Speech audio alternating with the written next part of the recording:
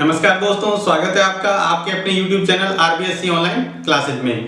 आज हम नया लेसन स्टार्ट करने जा रहे हैं, लेसन नंबर 16, ब्रह्मांड एवं जैव विकास, यानी ब्रह्मांड की उत्पत्ति कैसे हुई और जीवों का विकास यानी जीवों की उत्पत्ति कैसे हुई, इसके बारे में।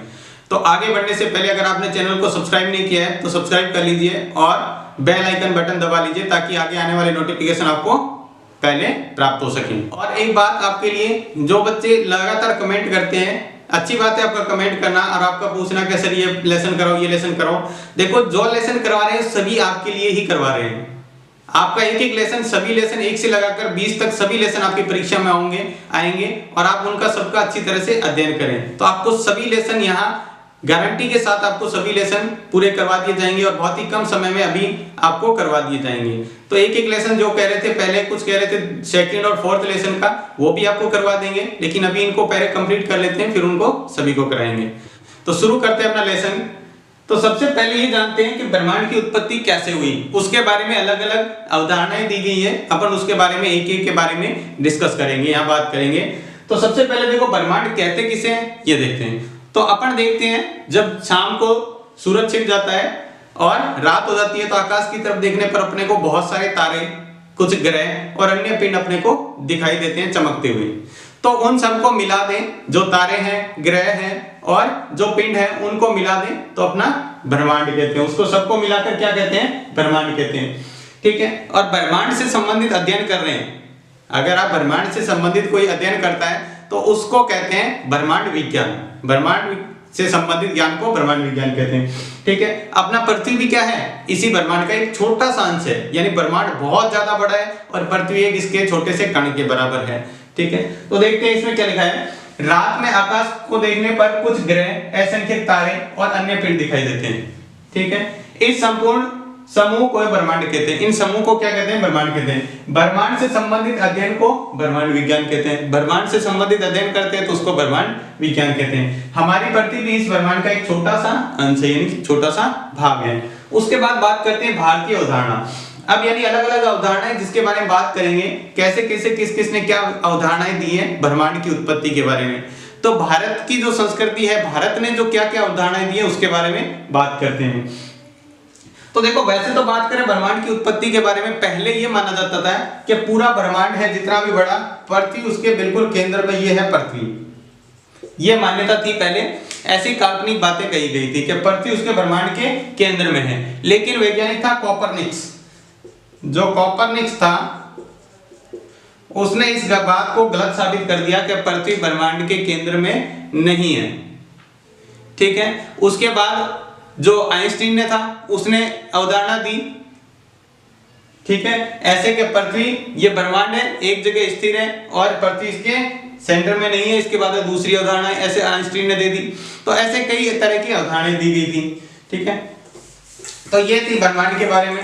उसके बाद अपन बात करें भारतीय अवधारणा। तो देखो, भारतीय अवधारणा क्या थी? भारतीय संस्कृति पहले वैदिक काल से आपने पढ़ते हैं, वैदिक काल, सिंधु घाटी सभ्यता तभी का बात करते हैं उस समय की। तो अपन उस समय की बात करते हैं वैदिक काल में।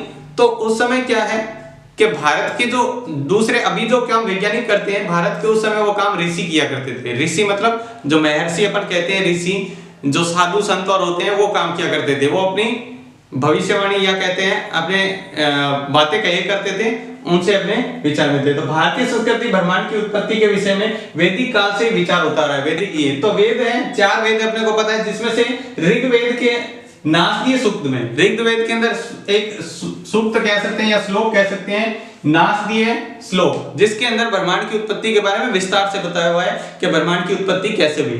कौन से वेद में? ऋग्वेद में। ठीक है। अपने पास 4 वेद हैं, अपने को पता है उसमें से।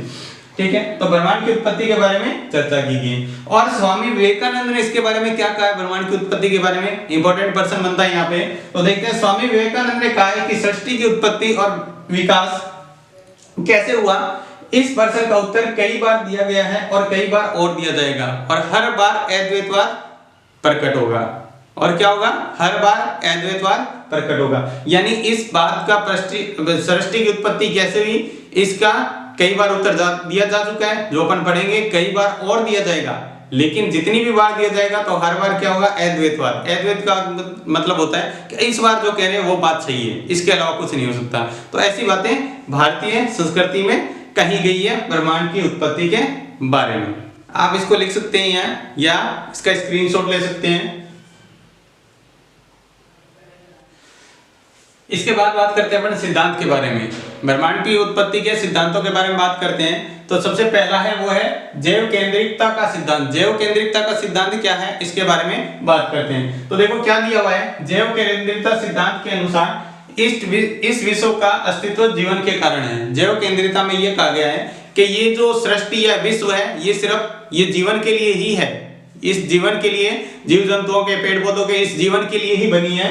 जीवन के सर्दे में विकास हेतु विश्व की रचना हुई है। इस जीवन के विकास के लिए और इसकी वृद्धि के लिए क्या है, इस विश्व की रचना हुई है, यानी ये विश्व बना है। जैव केंद्रिकता सिद्धांत के अनुसार आइंस्टाइन के स्थान व समय की अवधारणा का कोई भौतिक अस्तित्व नहीं रहता। इसके अनुसार माने तो जो आइंस्टाइन ने बातें कही थी उसका कोई आधार नहीं रहता है। फिर उसके बाद दिया हुआ है अपितु ये सब मानव चेतना की अनुभूतियां मात्र हैं। ये क्या है, मानव की सिर्फ अनुभूतियां हैं, मतलब कह सकते हैं कि एक मानव की अवधारणा है ये सिर्फ, बाकी और कुछ नहीं है। इसके बारे में आगे बात करें तो जैव केंद्रिकता सिद्धांत के पक्षकारों का कहना है, यानी जो जैव केंद्रिकता के सिद्धांत का पक्ष करते हैं, जो सही मानते हैं, उनका कहना है कि प्रकृति का प्रत्येक घटना मानव के हित में घटित हुई लगती है। यानी प्रकृति के अंदर जो भी प्रकृति में प्राकृतिक घटनाएं होती है वो क्या है, मानव के हित में होती है। जैसे पहले डायनासोर वगैरह हुआ तो उस प्रलय के कारण या जिस भी तरह से नष्ट हुआ तो वो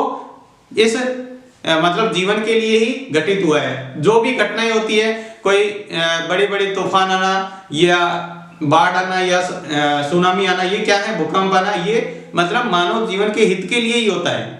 ठीक है, ये कहा गया जैव केंद्रिकता के सिद्धांत में। ठीक है, यहाँ पर एक डार्विन ने दिया था जैव विकास का सिद्धांत। वो कहते हैं कि ये जो जैव केंद्रिकता सिद्धांत कहता है कि जो डार्विन का सिद्धांत है वो सिर्फ एक बच्चों के स्तर तक तो ठीक है, लेकिन बड़े लेवल तक समझाने के लिए वो इतना कारगर नहीं है। आगे देखिए बात करें तो जैव केंद्रिकता का सिद्धांत का प्रतिपादन किसने किया, यानी ये सिद्धांत किसने दिया था, एक तो रॉबर्ट लांजा और बॉम बर्मन। रॉबर्ट लांजा और बॉम बर्मन ने जैव केंद्रिकता के सिद्धांत का प्रतिपादन किया, यानी इन्होंने इस सिद्धांत को दिया था। तो ये था जैव केंद्रिकता का सिद्धांत। आप इसका स्क्रीनशॉट ले सकते हैं, लिख सकते हैं। इसके बाद अपन बात करते हैं अगली अवधारणा के बारे में, बिग बैंग सिद्धांत। यानी अगली सिद्धांत है बिग बैंग सिद्धांत। ये सबसे ज्यादा वर्तमान में मान्य है, यानी इसको सबसे ज्यादा महत्व दिया गया है। तो इसमें क्या है देखते हैं। वर्तमान में यह अवधारणा ब्रह्मांड की उत्पत्ति की सर्वाधिक मान्य है, ये सबसे ज्यादा मान्य जाता है। इस अवधारणा का माना गया है कि ब्रह्मांड की उत्पत्ति अत्यंत सघन एवं अधिक गर्म पिंड के 13.8 अरब वर्ष पूरे महाविस्फोट के कारण हुई है। यह माना जा रहा है कि पृथ्वी का उत्पत्ति एक बहुत सघन का मतलब होता है जिसके कण बहुत पास में हो, ठीक है, और एक बहुत गर्म पिंड था, बहुत बड़ा, ठीक है, ये मान लो बहुत बड़ा पिंड था और ये बहुत गर्म था। इसके अंदर महाविस्फोट हुआ, जैसे किसी के अंदर विस्फोट होता है, ब्लास्ट होता है, तो इसके अंदर बहुत बड़ा ब्लास्ट हुआ और इसके जैसे टुकड़े टुकड़े दूर दूर फैल गए। तो ये माना जा रहा है लगभग 13.8 अरब वर्ष पहले ये ऐसा विस्फोट हुआ, जिसके कारण तो अपन देखते हैं जब किसी वस्तु में विस्फोट होने के कारण उसके टुकड़े दूर दूर तक फैल जाते हैं। तो जैसे अपन कह रहे हैं, जैसे मान लो पटाखे वगैरह छोड़ते हैं तो उसके पटाखे के क्या होते हैं, टुकड़े दूर दूर तक फैल जाते हैं। वैसे ही ब्रह्मांड के टुकड़े दूर दूर तक फैल गए, ठीक है, जिसमें अंदर अपन बहुत सारे ब्रह्मांड के सारे तारे, सूर्य, पृथ्वी, ग्रह, सारे अन्य पिंड भी इसमें आते हैं। ब्रह्मांड के भाग में अभी भी फैलते हुए एक दूसरे से दूर जा रहे हैं। अभी भी ये क्या है, फैलते हुए एक दूसरे से दूर जा रहे हैं, ठीक है। और देखो इसको सबसे ज्यादा महत्ता इसलिए मिली है क्योंकि ब्रह्मांड के अंदर कुछ ऐसे कण, छोटे छोटे पिंड, छोटे छोटे कण हो रहे हैं। क्योंकि जब भी अपने किसी के अंदर ब्लास्ट होता है तो कुछ उसके अंदर छोटे छोटे कण हैं, उसका धुआं है, वो निकलते हैं। तो इसके अंदर भी क्या है, बहुत सारे ब्रह्मांड के अंदर बादल भी बने हुए हैं, ठीक है, बादल वाष्प वाले बादल नहीं, दूसरे गैसों के बने हुए बादल, ठीक है, जो आज क्या बनी हुई है, जिसको अपन बोलते हैं आकाशगंगाएं, वो बनी हुई है। तो ये आगे बात ये है, सुपरनोवाओं के लाल विस्थापन को मापने से पता चला है कि ब्रह्मांड के फैलने की गति बढ़ रही है। धीरे धीरे ब्रह्मांड और ज्यादा फैलता जा रहा है, धीरे धीरे उसकी गति बढ़ रही है फैलने की।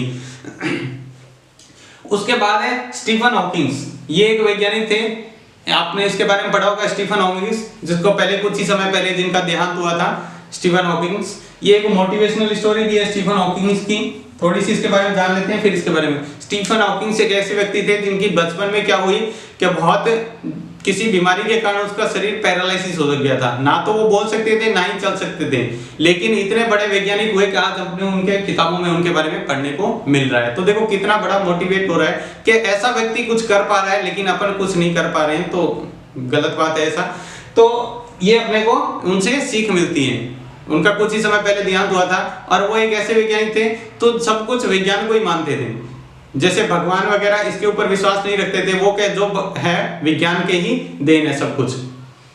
इसके बारे में पढ़ते हैं। स्टीफन हॉकिंग्स के नेतृत्व में भौतिकवादियों का एक समूह चेतना के अस्तित्व को स्वीकार नहीं करता है। इसके अनुसार आने वाले समय में सभी रहस्यों को भौतिक साधनों से जान लिया जाएगा। यानी उनका कहना है कि ये कोई भगवान की और इनकी जो अवधारणाएं मानते हैं वो कुछ भी नहीं है, ये सारा का सारा विज्ञान की देन है। और जो रहस्य भी नहीं सूझे वो आने वाले समय में भौतिक साधनों से, यानी अपन ऐसे ऐसे उपकरण बना देंगे जिनके बारे में अपने को सभी चीजें विज्ञान के थ्रू अपन उसको सुलझा पाएंगे। सभी रहस्यों को, जो आज रहस्य बने हुए सृष्टि के बारे में और इनके बारे में, तो वो रहस्यों को अपन उसको सुलझा सकते हैं। तो ये स्टीफन हॉकिंग्स का कहना था।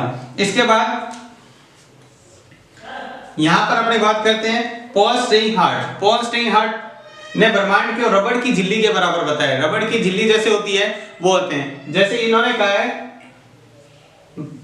कि जो रबड़ की झिल्ली की तरह ब्रह्मांड क्या फैल रहा है। रबड़ की झिल्ली कैसे फैलती है, जैसे मान लो रबड़ उसको खींचते हैं तो वह कैसे फैलता है चारों दिशाओं में, वैसे फैल रहा है।